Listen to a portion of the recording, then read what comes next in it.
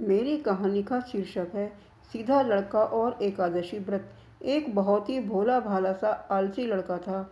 वह कोई काम नहीं करना चाहता था, बस खाना खाता, घूमता और सोते रहता था। एक दिन उसे किसी ने बताया कि एक आश्रम है जहाँ पर कुछ नहीं करना पड़ता है और हर दिन 2 समय का खाना और नाश्ता मिलता है। तुम वहाँ जा कर के रहो। उस आलसी लड़के ने सोचा कि ये तो बहुत ही बढ़िया है और वह उस आश्रम में जाकर रहने की सोचने लगा। और फिर वह भोला भाला आलसी लड़का अपना सारा सांसारिक जीवन छोड़कर उस आश्रम में जाकर रहने लगा। आश्रम में गुरुजी रहते थे। वह कुछ समय सबको प्रवचन देते हैं। वह आलसी लड़का सुनता था, बाकी समय आराम करता था और फिर वह पेट भरकर खाना खाकर सो जाता था।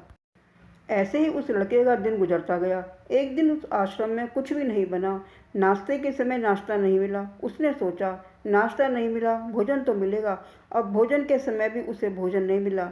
लड़का दौड़कर गुरुजी के पास गया और उसने पूछी कि आज भोजन क्यों नहीं बना। गुरुजी ने कहा कि बेटा, आज एकादशी है और जितने भी आश्रम के सदस्य हैं उनका उपवास है और तुम्हारा भी आज उपवास है। आज भोजन नहीं बनेगा। वह लड़का आलसी था और उसे भूख भी बहुत लगती थी। उसने गुरुजी से बोला कि मैं उपवास नहीं रहूँगा, मुझे भूख लगी है, मैं खाना खाऊंगा। गुरुजी ने बोला, ठीक है, जाओ भंडारे में से सामान लेकर आओ और आश्रम में नहीं, बाहर ले जाकर बना दो। लेकिन याद रखना, भोजन बनाने के बाद सबसे पहला भोग भगवान को लगाना और फिर तुम प्रसाद पाना। वह लड़का बोला, ठीक है, और फिर अनाज लेकर नदी की ओर पहुंचा। भोजन पकाने लगा, तैयार हुआ। उसके बाद कहने लगा कि भगवान श्री राम आइए, पधारिए, भोग लगाइए। अब जब उसे लगा कि भगवान तो आ नहीं रहे हैं, तो फिर कहने लगा कि मुझे मालूम है आपको तो अच्छा खाने की आदत है, मैं बना नहीं पाया और मुझे अच्छा भोजन बनाने को भी ना, लेकिन जो भी रूखा सूखा बना है आकर खा लीजिए। भगवान के साथ माता सीता भी आई हुई थी, तो उसने उस भोजन को माता सीता और भगवान के सामने ग्रहण करने के लिए रख दिया। भगवान श्री राम और माता सीता ने भोजन किया और उसके बाद जब वे जाने लगे तो यह भोला सा आलसी सा लड़का बोला कि प्रभु, आप आए, दर्शन दिए, बहुत अच्छा लगा। भगवान श्री राम उसकी सरलता पर बहुत ही प्रसन्न हुए और उस लड़के को दर्शन दे दिए। उसने देखा कि भगवान श्री राम आए हुए हैं और उनके साथ में माता सीता भी आई हुई हैं, लेकिन लड़के ने सिर्फ 2 लोगों के लिए ही भोजन बनाया था और अपने लिए और दूसरा भगवान के लिए।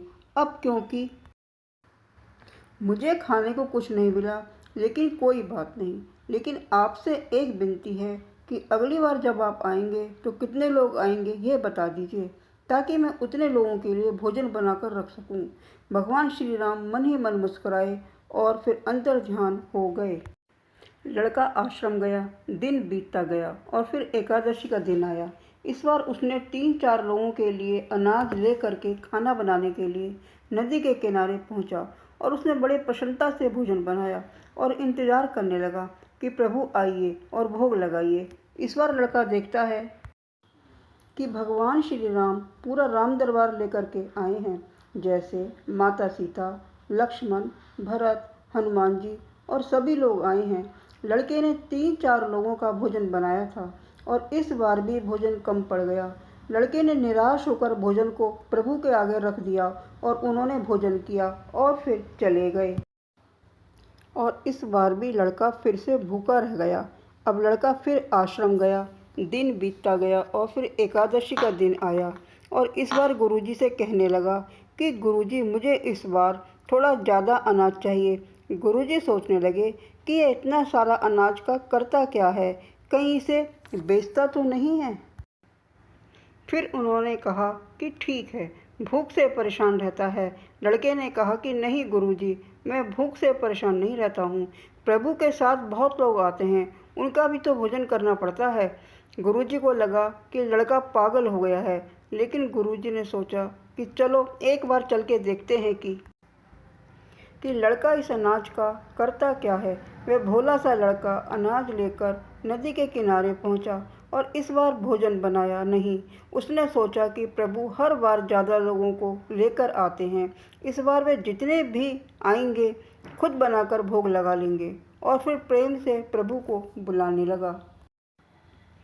गुरुजी यह सब छुपकर देख रहे थे कि यह भोजन तो बनाया नहीं और प्रभु को बुला रहा है, लेकिन लड़के ने देखा कि इस बार प्रभु के साथ बहुत से लोग आए हुए हैं, तो उसने प्रभु के सामने हाथ जोड़कर कहा कि प्रभु माफ़ करना, आप बहुत सारे लोग आते हो, मुझे संख्या पता नहीं होती है और मेरी हिम्मत भी नहीं होती कि इतने सारे लोगों के लिए भोजन बनाऊं।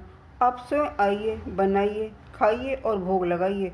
प्रभु मुस्कुराते हैं और अपने साथ आए सभी लोगों के साथ मिलकर भोजन बनाते हैं। गुरुजी ये सब छुपकर देखते हैं और फिर लड़के के पास आकर कहते हैं कि तुम ये क्या कर रहे हो। लड़का कहता है कि गुरुजी आपको दिख नहीं रहा है कि भगवान श्री राम पधार चुके हैं, माँ सीता आई हुई हैं, हनुमान जी आए हुए हैं और भी सभी लोग आए हुए हैं, भोजन बन रहा है। गुरुजी ने बोला कि पागल हो गया है, मुझे तो कोई दिख नहीं रहा है।